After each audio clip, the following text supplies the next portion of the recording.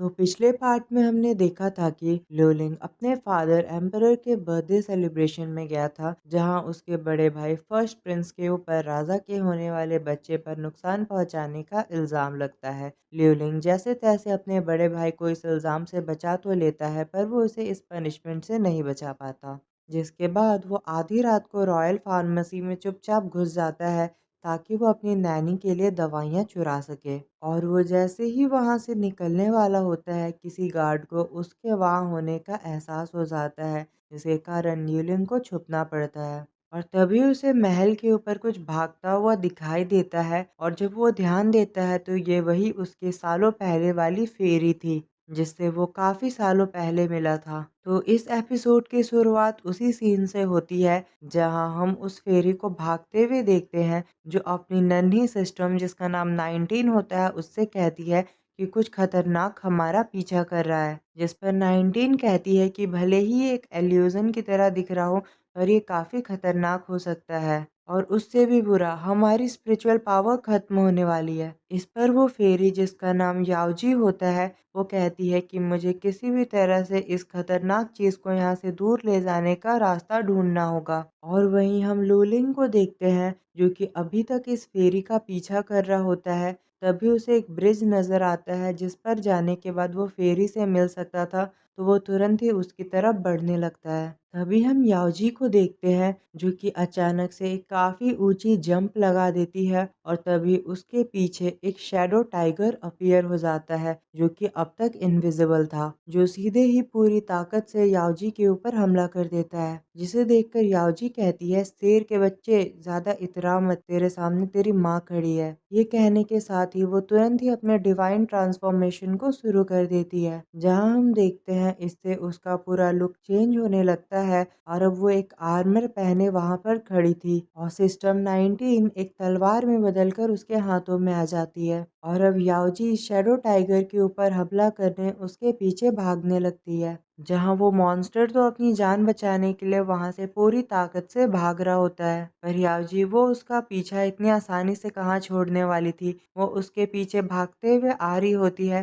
तभी अचानक से वो टाइगर एक बार फिर से गायब हो जाता है, और चुपचाप याओजी के ऊपर एक स्नेक अटैक कर देता है। जिससे बचने के लिए याओजी उस टाइगर पर हमला कर देती है, और वो टाइगर सीधे ही जाकर लियोलिंग के सामने गिर जाता है। लियोलिंग तो उस टाइगर को देखकर काफी घबरा चुका था, और इतनी ही देर में वो टाइगर भी लियोलिंग पर हमला कर देता है, जिससे बचते वक्त लियोलिंग अचानक से वहां से नीचे गिरने लगता है। पर तभी याओजी की पंखुड़ियां वहां पर आती है, और वो वहां आकर लियोलिंग को बचा लेती हैं। और इतनी ही देर में याओची भी उड़ते हुए काफी शानदार अंदाज में उसके सामने आकर खड़ी हो जाती है, जिससे ल्यूलिंग काफी हैरान होकर उसकी तरफ देख रहा होता है। और तभी इस मौके का फायदा उठाते हुए वो टाइगर सीधे वहां से भागने लगता है, जहां याओजी लूलिंग की तरफ एक बार देखती है और तुरंत ही टाइगर का पीछा करने चली जाती है। यहाँ ल्यूलिंग भी उनका पीछा करने ही वाला था, पर तभी वो किंग के सर्वेंट से टकरा जाता है, जिस पर वो सर्वेंट तुरंत ही ल्यूलिंग से कहता है कि थर्ड प्रिंस, क्या आप ठीक हो? आप अभी गिरने ही वाले थे, ये काफी खतरनाक हो सकता था,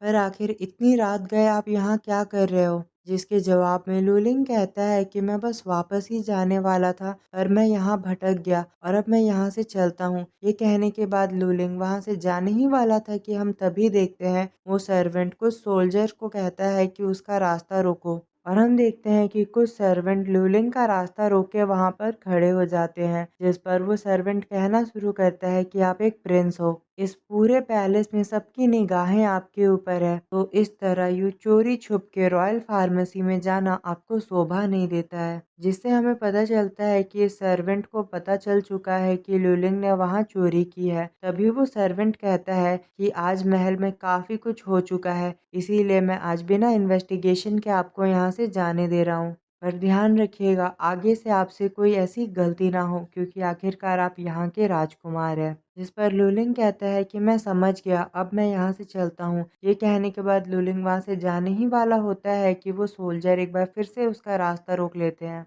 और किंग का सर्वेंट एक बार फिर से कहता है कि काफी रात हो चुकी है, आपको इस तरह महल में नहीं भटकना चाहिए। हमें महाराज ने खुद ऑर्डर दिया है कि हम आपको सीधे कोल्ड पैलेस छोड़ आए। जिस बात को सुनकर लियोलिंग एक बार फिर से काफी उदास हो जाता है। अब अगले सीन में हमें एक बार फिर से फेरी याओजी दिखाई जाती है, जो कि अब तक उस मॉन्स्टर का पीछा कर रही थी। तभी उसकी असिस्टेंट 19 कहती है कि हमारे पास ऑलरेडी काफ़ी काम पड़े हुए हैं, तो अब इस मॉन्स्टर का पीछा छोड़ो और चलो वो करते हैं जिसके लिए हम यहाँ पर आए थे। जिस पर फेरी याओजी उससे कहती है, डिवाइन ट्रांसफॉर्मेशन टेक्निक को इस्तेमाल करने में मेरी काफ़ी स्पिरिचुअल एनर्जी वेस्ट हो चुकी है। तो अब चाहे कुछ भी हो जाए, मुझे उस मॉन्स्टर का खात्मा करना ही होगा। जिसके बाद फिर वो एक जगह पर आ जाती है जहाँ शैडो टाइगर ठीक उसके सामने ही खड़ा था। जिसे देखकर फेरी याओजी कहती है, प्यारे कुत्ते, तुम्हारी ये बड़ी बहन तुम्हारे जैसे छोटे जानवरों का शिकार नहीं करती है। तभी हम देखते हैं कि शैडोज से और भी कई सारे डीमन टाइगर बाहर आ जाते हैं, जिन्होंने अब याओजी को घेर लिया था। जिसे देखकर याओजी की तो जान निकल जाती है। वो कहती है, बड़े भाई, मैं तो मजाक कर रही थी, तुमने कुछ ज्यादा ही सीरियसली ले लिया। अब बच्ची की जान लोगे क्या? ये कहते हुए फेरी याओजी तुरंत ही वहां से भागने लगती है और भागते हुए उनसे कहती है कि मुझे कुछ जरूरी काम याद आ गया है, ये हम कल कंटिन्यू करेंगे। मैं तुमसे कल मिलने आऊंगी और अगर तुमने मेरा पीछा किया तो मैं तुम लोगों को चुन चुन कर मारूंगी। जहां हम देखते हैं कि वो डीमन टाइगर्स अभी भी याओजी का पीछा ही कर रहे होते हैं और याओजी तो बस वहां से बचकर निकलने की कोशिश कर रही होती है और वो चिल्ला कर कहती है, भाड़ में गई ये जगह, अब मैं दोबारा यहाँ वापस कभी नहीं आ रही हूँ। जिसके बाद ये सीन यहीं पे कट हो जाता है। अब अगले सीन में हम कोल्ड पैलेस का सीन देखते हैं, जहां राजा के उन्हीं सर्वेंट ने एक बार फिर से ल्यूलिंग को लाकर बंद कर दिया था। अंदर खड़ा लूलिंग सोच रहा होता है कि क्या वो सारी बातें आज झूठ थी जो आज फादर ने मुझसे कही। क्या वो केवल एक दिखावा था? 7 सालों से मुझे यहाँ कोल्ड पैलेस में कैद करके रखा गया है और किसी ने मेरी परवाह नहीं की। क्या मैं सच में आपका ही बेटा हूँ फादर? तो आखिर मुझसे इतनी बेरुखी क्यों? इतनी ही देर में हम देखते हैं कि वहाँ उसकी नैनी आ जाती है, जो कि कहती है, यंग मास्टर, क्या आप लौट आए? जिसे देखकर ल्यूलिन कहता है कि काफी रात हो चुकी है, आखिर आप आराम क्यों नहीं कर रहे हो? और वो दोनों इसी तरह बातें करते हुए अंदर जाने लगते हैं, जहाँ नैनी उससे काफी सारे सवाल पूछ रही होती है कि आखिर उसे देर क्यों हो गई, क्या महाराज ने उसे रोक रखा था? जिनके इन सवालों को सुनकर ल्यूलिंग उनसे झूठ कह देता है और कहता है, फादर मुझसे काफी लंबे अरसे बाद मिले थे, इसीलिए उन्होंने मुझे रोक लिया और वो मुझे वहां से जाने ही नहीं दे रहे थे। और वो फिर तुरंत ही अपने पास से मेडिसिन की बोतल निकाल कर कहता है, यहाँ तक कि फादर ने मुझे ये काफ़ी रेयर मेडिसिन भी दिया है, पर मैं ये आपको देना चाहता हूँ क्योंकि ये आपकी रिकवरी में काफ़ी हेल्प करेगा। उस मेडिसिन के बॉटल को देखने के बाद वो मेड सब कुछ समझ जाती है और काफ़ी हैरान रह जाती है। जिसके बाद वो कहती है कि ये मेडिसिन आपको महाराज ने नहीं दी है और कहती है कि मैं अभी इतनी भी बूढ़ी नहीं हुई हूँ कि रॉयल पैलेस की दवाइयों को ना पहचान सकूं। फिर वो दुखी होते हुए कहती है कि मैं बस यहाँ रॉयल पैलेस की एक मामूली सी मेड हूँ, आखिर मेरे लिए आपने इतना शर्मनाक काम क्यों किया? आप एक राजकुमार हो, आपको मेरे लिए चोरी नहीं करनी चाहिए थी। जिस पर ल्यूलिंग कहता है कि इससे कोई फर्क नहीं पड़ता कि मैं क्या हूँ, मैं आपका रिश्तेदार हूँ और आपका ध्यान रखना मेरी जिम्मेदारी है। जिस पर वो नैनी ये कहते हुए आगे बढ़ जाती है कि ये सारी मेरी गलती है, मैंने ही आपका अच्छे से ध्यान नहीं रखा है। अगर मैंने पहले से ही आपका अच्छे से ध्यान रखा होता तो आपकी आज ये हालत ना होती। न जाने क्यों आप गॉड्स एंड डीमंस की बातें करते रहते हो। आखिर आप गॉड्स और डीमंस को कैसे देख सकते हो? कोई इंसान ऐसा नहीं कर सकता है। जिस पर ल्यूलिंग कहता है कि मैं आपको कितनी बार समझा चुका हूँ कि ये बातें पूरी तरह से झूठ और अफवाहें हैं। किसी ने मेरे फादर के कान भर दिए और उन्होंने मुझे यहाँ बंद करवा दिया। जब फादर की ये गलतफहमी दूर हो जाएंगी तो वो मुझे वापस बुला लेंगे। इस पर नैनी कहती है, मैं सब समझती हूँ, आप कब तक ये बचपना करते रहोगे? आपकी शादी की उम्र हो चली है। आपको तो अभी ईस्टर्न पैलेस जाकर अपनी पढ़ाई पर ध्यान देना चाहिए क्योंकि बहुत जल्दी ईस्टर्न पैलेस के एग्जाम आने वाले हैं। जिस पर ल्यूलिंग कहता है कि अच्छा, मैं आपकी सभी बातों को समझ गया, पर अब आपको अंदर जाकर आराम करना चाहिए क्योंकि काफी रात हो चुकी है और यहाँ ठंड बढ़ रही है। जहाँ हम देखते हैं कि वो नैनी अंदर चली जाती है, तभी अचानक से वहाँ कुछ होता है और वो डीमन टाइगर अचानक से एक बार फिर से उसके सामने आ जाता है और तभी ल्यूलिंग की नज़र उस पर पड़ती है। फिर वो सामने ही खड़ी याओजी को देख सकता था, जो कि वहाँ खड़ी मुस्कुरा रही थी। और तभी अचानक से वो मॉन्स्टर एक बार फिर से उठ खड़ा होता है। तभी याओजी तुरंत काफ़ी शानदार तरीके से उड़ती हुई वहाँ से गुज़र जाती है और अपने एक ही हमले में उस शेर का काम तमाम कर देती है।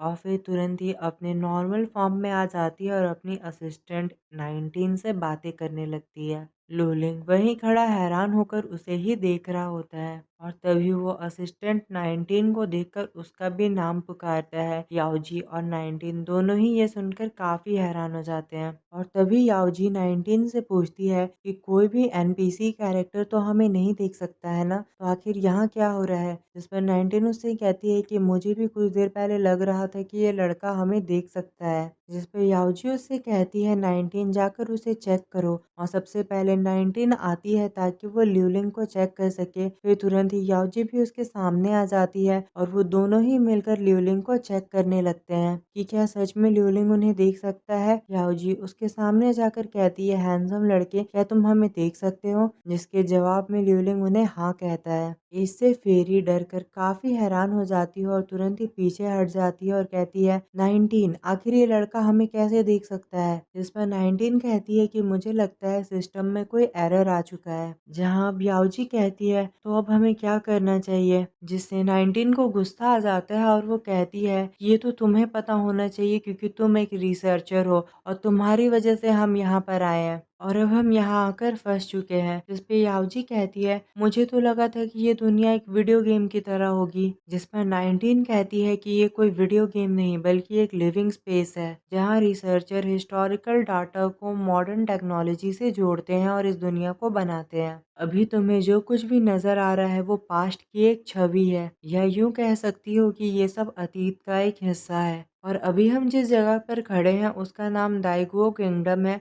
और ये समय और स्पेस की एक काफी खतरनाक मिस्ट्री है जिसके बारे में कोई नहीं जानता है और ये एंशियंट टाइम में काफी स्पेशल हुआ करता था। वैसे तो मैं मदद बुला सकती हूँ पर हमें इस लड़के से दूर रहना चाहिए क्योंकि ये हमारे लिए मुसीबतें खड़ी कर रहा है। और वहीं खड़ा ल्यूलिंग बस हैरान होकर उनकी बातों को सुन रहा होता है जिसे कुछ भी समझ नहीं आ रहा था। वो कहता है मिस फेरी यहाँ क्या हो रहा है। जिस पर याओजी उसे तुरंत ही रोककर कहती हैं जब दो बड़े बात कर रहे हो तो बच्चे को बीच में टांग नहीं अड़ानी चाहिए और तुम मामूली से एनपीसी के बच्चे मुझे बार बार टोकना बंद करो। और फिर वो 19 से पूछती है कि अब हमें क्या करना चाहिए। जिस पर 19 उसे बताती है कि जब भी सिस्टम में कोई एरर आता है तो इन शैडो मॉन्स्टर को भेजा जाता है उसे ठीक करने के लिए। इसके कारण ही ये मॉन्स्टर हमारे पीछे पड़े हुए हैं। जिस पर याओजी उससे कहती है तो क्या ये सब हमारी वजह से हुआ। इस बात को सुनकर 19 एक बार फिर से गुस्सा हो जाती है और वो कहती है ये सब इस लड़के के कारण हुआ है। इसके कारण अब हम ना असली दुनिया में जा सकते हैं, यहाँ तक कि हम इन मॉन्स्टर्स का खाना भी बनने वाले हैं और हम असली दुनिया से काफी दूर यहाँ आकर फंस चुके हैं। इस बात को सुनकर ल्यूलिंग तुरंत ही कहता है मिस फेरी क्या आप किसी मुसीबत में हो।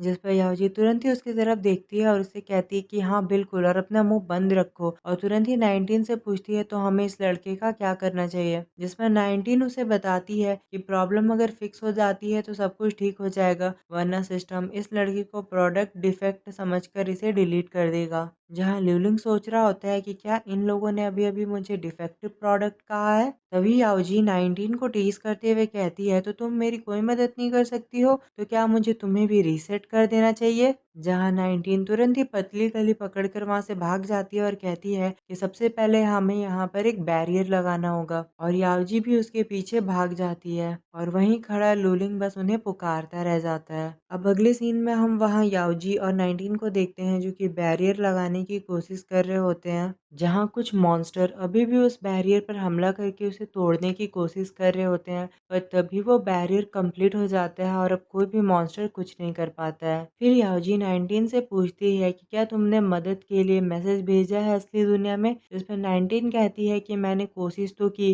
पर यहाँ नेटवर्क बिल्कुल भी नहीं आ रहा है तो हम असली दुनिया से मदद नहीं मांग सकते। जहाँ याओजी सैड होते हुए कहती है तो मुझे अब तब तक इंतजार करना होगा जब तक कोई मुझे ढूंढ नहीं लेता। जिस पर 19 उसे डराते हुए कहती है कि इससे पहले कोई भी रिसर्चर इस दुनिया में नहीं फंसा है तो मुझे नहीं लगता है कि उन्हें कभी भी पता चलेगा कि हम यहाँ इस दुनिया में फंस चुके हैं। पर अगर उससे पहले तुम हेवनली स्टोन को ढूंढ लेती हो तो मैं तुम्हारी कुछ मदद कर पाऊंगी क्योंकि उससे मेरी एनर्जी रिचार्ज हो जाएगी। इसीलिए हमें जल्दी से जल्दी उस हेवनली हेवनली स्टोन को ढूंढना ही होगा। जिस पर याओजी उससे कहती है कि इतने बड़े महल में आखिर हम गॉड स्टोन को कहाँ ढूंढेंगे। और तभी उसे ल्यूलिंग की याद आती है और वो कहती है पर यहाँ कोई है जो हमें देख सकता है और हमारी मदद कर सकता है। जिसके बाद फिर हमें अगले दिन का सीन दिखाया जाता है। सुबह के वक्त ल्यूलिंग अपनी किताब को पढ़ रहा होता है और अपने कमरे में बैठा था। तभी हम देखते हैं कि अचानक से याओजी उसके सामने अपीयर हो जाती है, जिसे वहां ऐसे अचानक से देखकर ल्यूलिंग काफी हैरान हो जाता है और कहता है मिस फेरी क्या आप लौट आई। जहां हम देखते हैं याओजी उससे कहती है कि मैं कोई फेरी नहीं हूँ बल्कि मैं एक गॉडेस हूँ। और वहां वो एक गॉडेस की तरह बैठी होती है। फिर वो कहती है नन्हे प्रिंस मैं इस दुनिया में केवल तुम्हारे लिए आई हूँ, तो चलो अब जल्दी से अपनी कुर्सी की पेटी बांध लो क्योंकि अब मैं जो तुम्हें दिखाने वाली हूँ उससे तुम काफी हैरान रह जाओगे।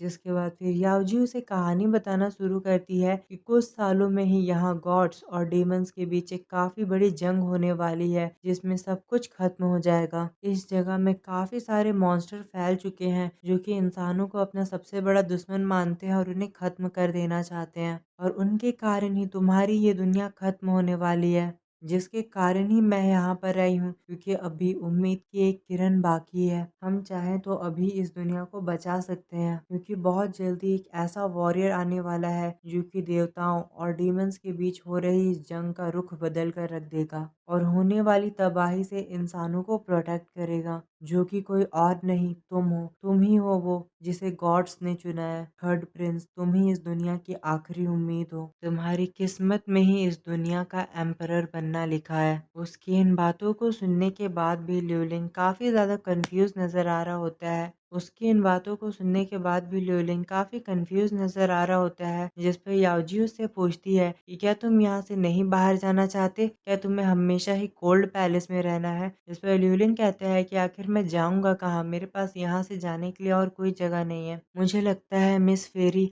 आपने किसी गलत इंसान को चुन लिया है, मैं वो वॉरियर नहीं हो सकता। ये कहकर वो तुरंत ही वहां से जाने लगता है पर याओजी उसे रोक लेती है और कहती है कि क्या तुम जानते हो कि तुम किसे मना कर रहे हो। मैं हूँ सेलेस्टियल गॉडेस याओजी, मैं 9 हेवेंस के ऊपर की दुनिया से आई हूँ। यहाँ तक कि हेवनली गॉड्स भी मुझसे डरते हैं। जिसके बाद वो अपने कुछ डिसाइपल्स की फोटो दिखाकर कहती है कि मैंने आज तक जिन्हें भी चुना है वो काफी महान रहे हैं, कोई महान एम्परर तो कोई महान सेंट बना है। तो थर्ड प्रिंस आपको भी इस मौके को गंवाना नहीं चाहिए। मैं चाहूँ तो इस पूरी दुनिया को तुम्हारे कदमों में रख सकती हूँ। जिस पर ल्यूलिंग तुरंत ही उसकी मदद का शुक्रिया अदा करता है और उससे कहता है तो क्या आप मेरी एक विश को पूरा कर सकते हो मिस फेरी, क्या आप इतने ही पावरफुल और काबिल हो तो मेरी एक इच्छा को पूरी कर सकते हो। जिस पर याओजी उससे कहती है मांग कर तो देखो। जिस पर ल्यूलिंग कहना शुरू करता है कि क्या आप मेरी मॉम को फिर से जिंदा कर सकते हो। जिसका जवाब देने में याओजी एक पल की देरी नहीं लगाती और कहती है ना, मैं ऐसा नहीं कर सकती हूँ। तब ल्यूलिंग अपनी विश चेंज करते हुए कहता है तो मुझे इमोर्टल बना दो। इस बार भी याओजी कहती है कि मैं ऐसा भी नहीं कर सकती हूँ। जिस पर थक हार कर ल्यूलिंग कहता है अरे कम से कम मुझे थोड़े पैसे और खाना ही दे दो।